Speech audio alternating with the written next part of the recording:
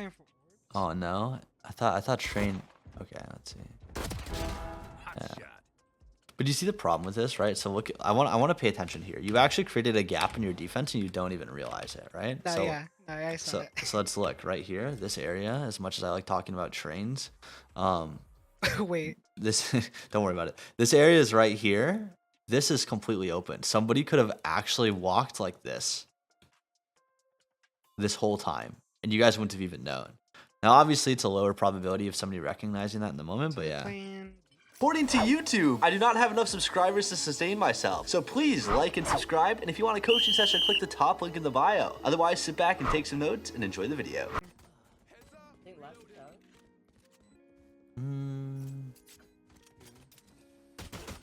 Yeah, last tower.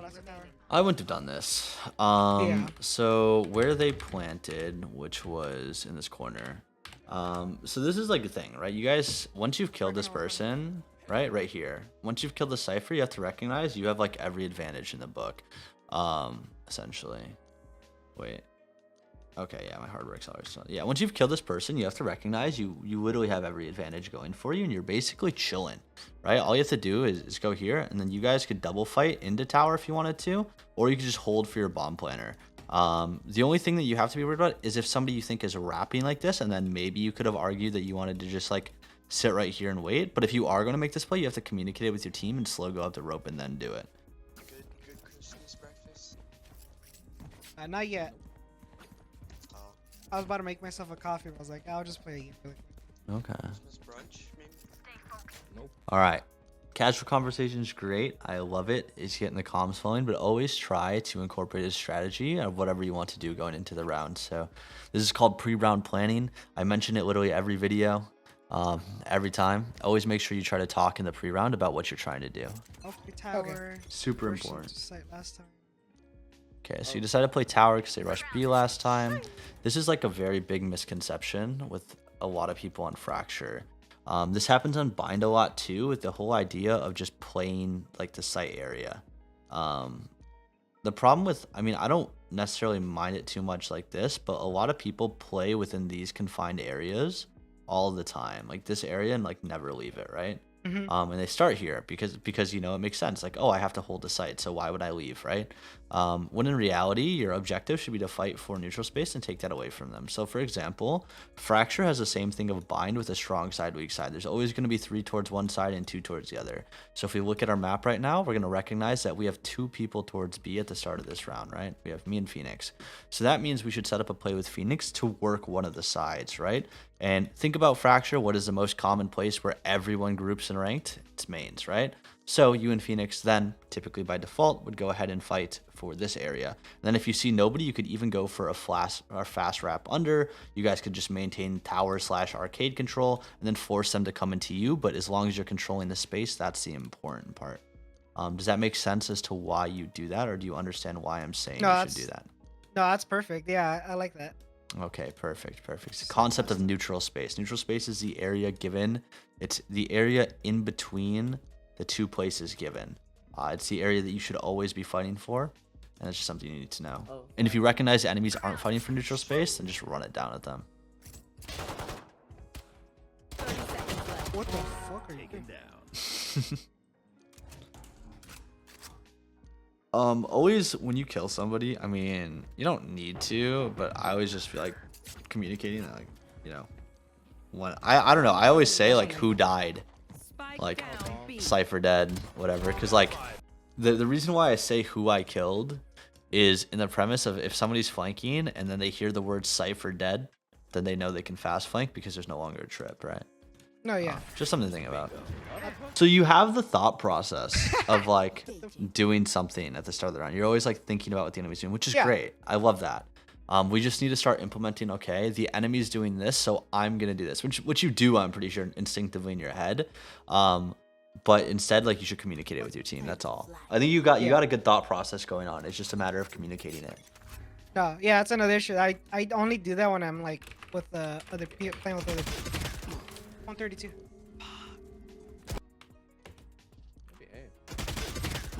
132. And this is a prime example of a lack of communication, right? You guys, your Reyna doesn't know what you want to do. You don't know what your Reyna want to do does. Like, you guys don't know what you want to do, right? You want to fight for this orb and you want to look for this fight. Ask your Reyna to peek with you. You guys double swing. This guy gets killed. You guys get the orb, and it's great. Also, as a smokes player, you always get permission to fucking bait the shit out of your duelists. 132. Yeah. So you always get the permission to swing second Nice shot. for more things. So once again, right? Pay attention. We have 3 people here, 2 people here. Strong sides going towards the B side, weak sides going towards A. We don't have much utility to really fight over A main, where they could force us out with things like, you know, dogs or whatever, unless you really want to commit to it. But I would just like to fight drop again here. This position that you're starting in, if they decide to do a sand split, you can't really fight them like at all, right? There's nothing you can do from this position, and you're giving them all the space for free, right? It's like, oh yes, we are fighting for some form of neutral space, but it's not like an effective form of fighting, right? We want to try to take space away from them. This space is inherently given to us. These are 2 different types of neutral space. There's space that's inherently given to us. There's space that's in the middle, and there's space that's inherently given to them, right? So for example, if somebody was sitting right here on this angle, this does not mean the attacker's fighting for neutral space, right? This is space that's inherently given to the attacker. Same thing here. You are here fighting for sand, but this isn't inherently given to you based off of lines of sight and stuff, right? Now you fighting for A main, this would be the type of neutral space that I want you to fight for. Because this is not inherently given to anyone, this space right here. And that's the type of space you want to fight for. Does that make sense? No, yeah, that makes sense. It's like from here. Launching smoke. What happens if you smoke like that? Does it fully cover it? Oh, you can. Perfect. So if you are playing tower, I guess there is a reason to play tower. You can smoke B main. So, I mean, I guess it's not the worst. But yeah, from your position, it's like they're taking fights here, and you could have recognized that. And you could have been like, well, shit, sounds good to me. Smoke's down. You smoked off B main, right? Smokes give your team an advantage, right? In terms of like map space and like vision and that sort of thing. So just something to think about there. Alright, bet. Yeah. So I'll just ignore the pre-round comms from now on. Arcade already. Okay. That. So the molly, the jet dashes out. Towards smokes. Okay. So this is like super early for smokes. Do you know why it's super early for smokes? You can open up my this stream. I would say because of the team isn't like there yet. Yeah, the team's not there yet, right? Yeah, yeah. You need to use your smokes in 2 different ways. You either use your smokes to stop the push and you're looking to actively fight for this space, right? You're looking to contain them and still fight as they run out of the smoke. Or you're going to use your smokes to retake in terms of cut line of sight, right? But you kind of did like a half-assed middle ground thing where you smoked after they had already come out, right? And it's like, okay, well now my smokes are going to dissipate before the time of our retake, and I'm only going to have 1 smoke left over, which is going to put us at a disadvantage. And it's just something to think about, right? So this is like a smoke timing thing and understanding why you're actually smoking something off. Hey, check that. And oh yeah, this is going to get checked like every time. Hey, check that. You know, I don't know if the jet should run through, but he gets 2, but like, yeah. Whenever you're behind a smoke, and you're in these kind of corners, always try to play like some sort of like off angle, right? Because you tucked yourself in this corner like this, right? Which makes you really easy to spam, even if someone's in a smoke, because they just got to look at the map, right? But if you play like a little bit off of the smoke, kind of like this, in like an area like this, right? The odds of them spamming you are significantly less. Does that make sense? Yeah. It's just something to think about. But you don't always have to do it, but I just do it most of the time. So you guys don't have bomb. It's 3v1. Oh yeah, she plays drop all the time. Wait, do you guys have spike? Enemy Oh yeah, you do have spike. Okay. Yeah, I think our jet. Yeah, so this is spike, right? I couldn't really tell. But so notice this, right? Pay attention. Spike spotted A, right? All right, the only thing we need to do is go group up with our teammate and play it. So we go up here, we look towards drop, nothing's here, we drop sand, we go double up with our jet and play the spike, right? We don't really have to do anything else. But you're like kind of actively staying here. It's like indecision. You're just like, well, what should I do? What am I supposed to do in this situation?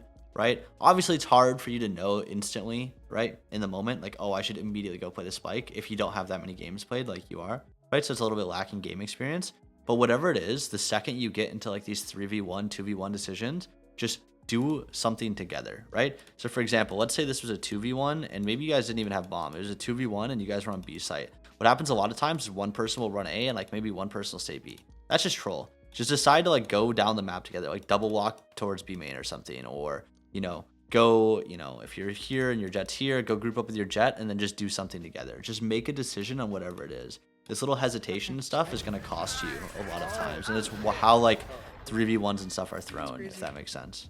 1v1. Oh, wow. That guy just ult him, right? Launching smoke. Ult him. Ult him. Ult him. Ult him. Ult him.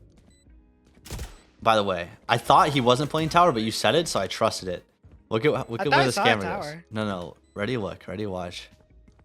Look where his camera goes. Do you think he could throw his camera from tower from here? So I just want to show you. I want to show you in game how far of a camera throw this is. I'm pretty sure you can't do this. I'll test it just in case I'm delusional. Okay. But I'm pretty sure there's no way. I'm 99% sure this just isn't possible. Yeah. So now you know that in order for him to throw his camera here, he has to be over here. But yeah. That corner? Okay.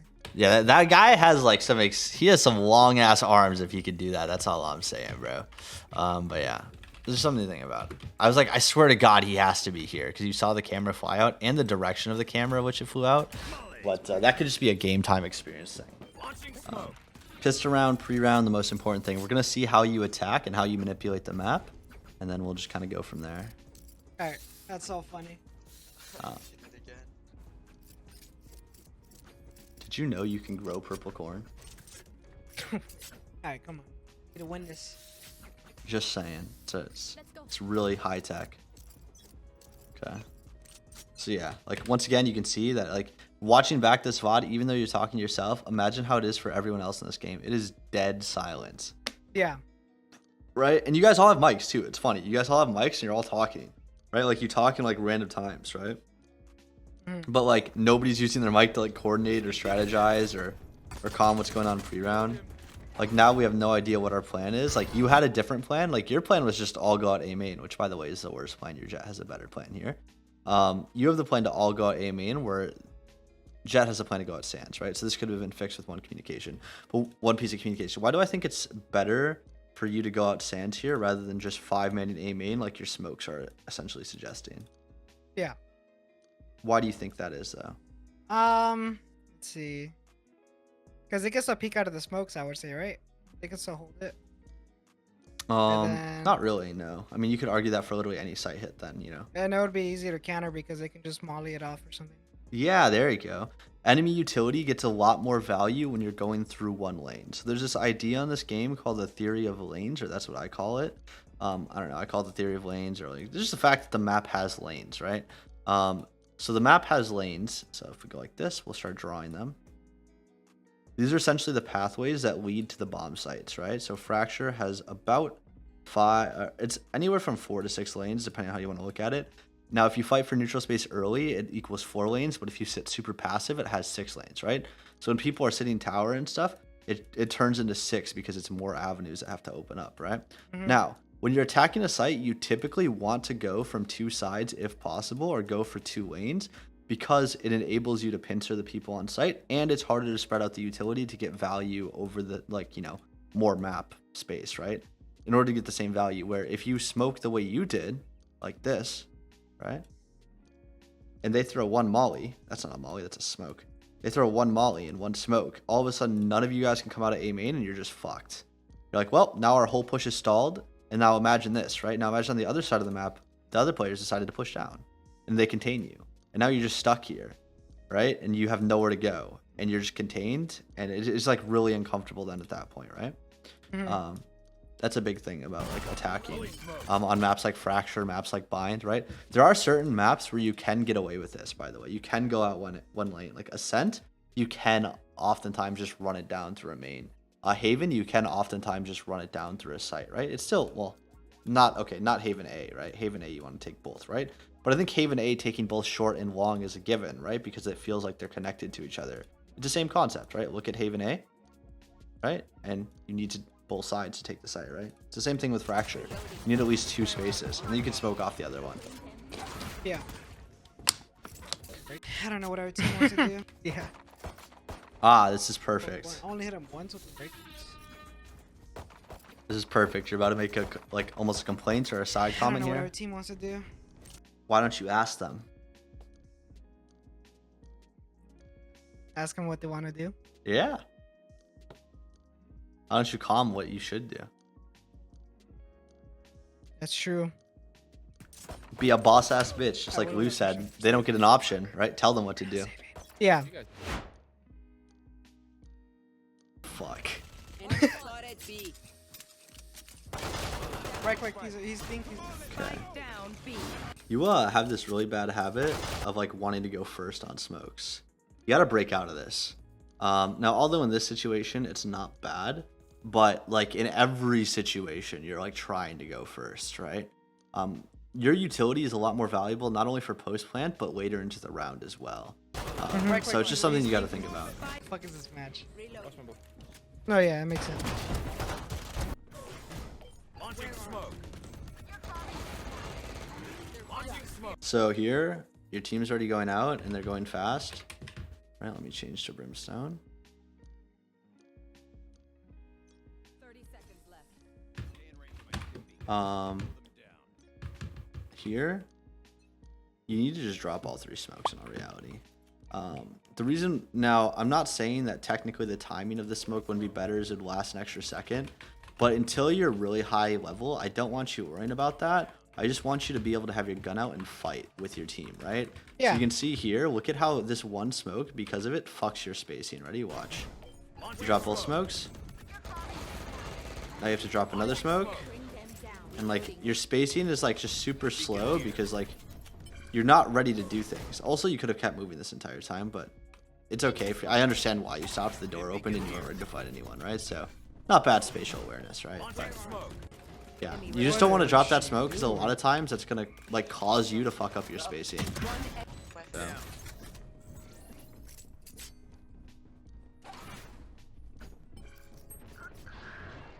Yeah, I was just wondering what the team was doing.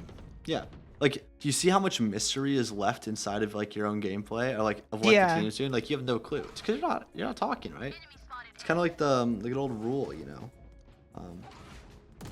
You'll have a toxic relationship if you guys don't communicate your problems, right? You're kind of creating a toxic relationship with your teammates because you never Yeah. communicate, you know, what's going on or like what you want to do, right? The one entering. Fuck, Wait, how'd you die? there's 2 on A though. Yeah, I was trying to go in first. Yeah. See, it's just kind of the same issues over and over again. Smoke's down. Like nobody's entering, but like you don't even give them a chance to entry. You dropped your like you were already ahead of them by like 20 steps, and then you dropped your smokes and you immediately ran in first. Like you're not even giving your duelists a chance to do their job. Does that make sense? No, yeah. And then you do some copium and say no one's entering, you know? Cypher setup.